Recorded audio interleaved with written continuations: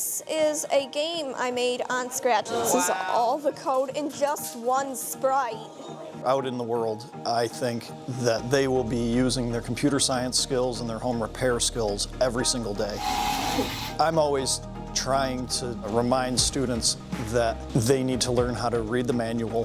They need to learn how to solve problems. It's basically a problem-solving activity here, and every day that's what we're doing. Just to know better and what to do around my house, and when I move out of my parents' house, save a lot of money. Last year we learned how to use Google Sheets, and I feel like that helps me organize some of my work more. Parents have said the students' work ethic has improved, their interest in school. They want to come in, they want to get to work in the shop. I've had students that report back that they've changed their own outlets safely. They even turn the power off. I live on a pretty big property. It's a lot of work and upkeep, and I actually used it when we framed in a room in our house, and I did all the electrical for it, which was a really cool experience.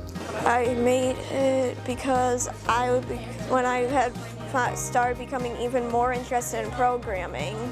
I've been interested in programming and computers for probably since like 5th or 6th grade now. So it's been really cool to get to learn different things related to computers and programming.